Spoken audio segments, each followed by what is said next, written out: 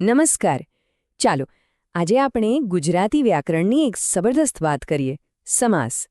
હવે આ કોઈ અઘરો વિષય નથી, પણ આપણી ભાષાને એકદમ સ્માર્ટ અને સુંદર બનાવવાની એક રીત છે. તો શરૂ કરીએ. અચ્છા, ક્યારેય વિચાર્યું છે કે આપણે રાજાનો પુત્ર આવ્યો એવું લાંબુ બોલવાને બદલે સીધું જ રાજપુત્ર આવ્યો કેમ કહીએ છીએ? આ બે શબ્દોને જોડીને એક બનાવી દેવાનો જાદુ ક્યાંથી આવ્યો? આ બધો જાદુ છે ને, એ છે સમાસ. તો સમાસ એટલે શું? એકદમ સિમ્પલ. જ્યારે બે કે વધારે શબ્દો ભેગા મળીને એક નવો ટૂંકો શબ્દ બનાવે, પણ એનો અર્થ બરાબર સચવાયેલો રહે, એને જ સમાસ કહેવાય. મતલબ કે ઓછા શબ્દોમાં વધુ વાત કહેવાની કળા. સારું, તો હવે સીધા જ સમાસના પ્રકારો પર જ જઈએ અને શરૂઆત કરીશું બે સૌથી મહત્વના પ્રકારથી, દ્વંદ્વ અને તત્પુરુષ. આ બંનેને સાથે સમજીશું ને તો એમનો ફર્ક તરત જ પકડાઈ જશે. આ શબ્દ તો આપણે રોજ બોલીએ છીએ, માતા પિતા. સમાસ સમજવા માટે આનાથી સારું ઉદાહરણ કયું હોય, ખરું ને? પણ આ શબ્દ વ્યાકરણના કયા નિયમથી જોડાયેલો છે? ચાલો જોઈએ. અહીં સમજવા જેવી વાત એ છે કે આ શબ્દમાં માતા અને પિતા બંનેનું મહત્વ એકદમ સરખું છે. એવું નથી કે કોઈ એક મોટો અને બીજો નાનો, ના, બંનેનું વજન એક સરખું છે. તો નિયમ એકદમ પાક્કો થઈ ગયો. જે સમાસમાં જોડાયેલા બંને શબ્દોનું મહત્વ સરખું હોય તેને દ્વંદ્વ સમાસ કહેવાય.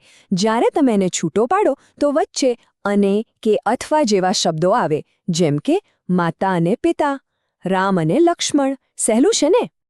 ચાલો હવે એક બીજું ઉદાહરણ જોઈએ, રાજપુત્ર. શું અહીં પણ રાજા અને પુત્ર બંનેનું મહત્વ સરખું છે? ચાલો તપાસીએ.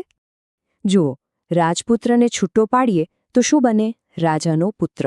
અહીં આખી વાત કોના વિશે છે? પુત્ર વિશે. રાજા તો ખાલી એની ઓળખાણ છે, એટલે કે અહીં બીજો શબ્દ એ હીરો છે. અહીં બંનેનું મહત્વ સરખું નથી. અને આ જ તો છે તત્પુરુષ સમાસ, જેમાં બીજો શબ્દ મુખ્ય હોય અને એની અંદર નો, ની, નું, માં, થી જેવા નાના નાના શબ્દો સંતાઈ ગયા હોય. બસ આટલું જ. ઓકે, તો હવે આગળ વધીએ બીજા બે પ્રકારો તરફ, કર્મધારે અને બહુવ્રીહી. આ બંને થોડા મળતા આવે છે, પણ એમનો ફર્ક સમજવો બહુ જ જરૂરી છે. એક વર્ણન કરે છે તો બીજો ઓળખ આપે છે. કેવી રીતે? ચલો જોઈએ. આ શબ્દ જુઓ, નીલકમળ.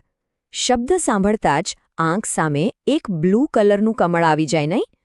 પણ વ્યાકરણની નજરે આ શબ્દ શું કહે છે? આ છે કર્મધારય સમાસ. એકદમ સિમ્પલ છે.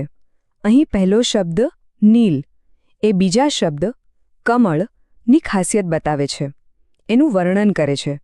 બસ, જ્યારે પહેલો શબ્દ બીજા શબ્દનું વર્ણન કરતો હોય એ કર્મધારય સમાસ, જેમ કે નીલું છે જે કમળ. હવે આ જુઓ, ચક્રપાણી. આનો મતલબ શું? ચક્ર અને પાણી કે ચક્ર અને હાથ? ના, આનો અર્થ એનાથી પણ ઘણો ઊંડો છે. ચક્રપાણીનો અર્થ છે જેના હાથમાં ચક્ર છે તે.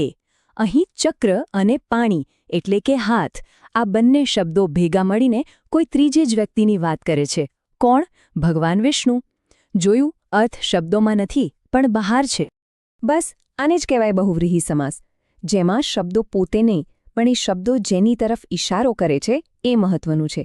મતલબ કે આખો શબ્દ કોઈ બીજાની ઓળખ બની જાય છે. તો હવે ફર્ક સમજાઈ ગયો ને? કર્મધારય એટલે સીધું વર્ણન, નીલકમળ એટલે નીલું છે જે કમળ, પણ બહુવ્રીહી એટલે કોઈ ત્રીજી વ્યક્તિની ઓળખ. ચક્રપાણી એટલે જેના હાથમાં ચક્ર છે તે.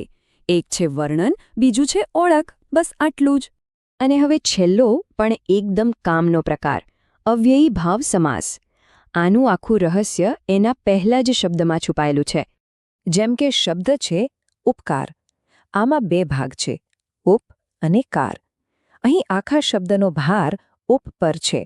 એ જ આખા શબ્દનો અર્થ નક્કી કરે છે. અવ્યયી ભાવ સમાસમાં પહેલો શબ્દ અવ્યય હોય છે. હવે અવ્યય એટલે શું? એવો શબ્દ જે ક્યારે બદલાય નહીં, જેમ કે યથા, પ્રતિ, આ. અને આ પહેલો શબ્દ જ આખા શબ્દનો અર્થ ચલાવે છે, જેમ કે અનુસાર અથવા પ્રતિદિન. ચાલો આખું પ્રકરણ ફટાફટ 1 મિનિટમાં રિવાઇઝ કરી લઈએ, જેથી બધું મગજમાં બરાબર બેસી જાય અને ક્યારેય ભૂલાય નહીં. ચાલો એકદમ ઝડપથી. દ્વંદ્વ સમાસ એટલે બંને મહત્વના. તત્પુરુષ સમાસ બીજો શબ્દ મહત્વનો. કર્મધારય સમાસ પહેલો શબ્દ વર્ણન કરે. બહુવ્રીહી સમાસ અર્થ કોઈ ત્રીજા માટે જ હોય. અને અવ્યયભાવ સમાસ જે અવ્યયથી શરૂ થાય. બસ આ 5 લાઈન યાદ રાખો, સમાસ એકદમ સહેલા લાગશે. તો હવે એક મજાનું કામ. આજ પછી જ્યારે પણ કોઈ સાથે વાત કરો, કોઈ બોર્ડ વાંચો કે ટીવી જુઓ, ત્યારે એમાં સમાસ શોધવાની કોશિશ કરજો. જોજો, ભાષાને જોવાની અને માણવાની આખી રીત જ બદલાઈ જશે.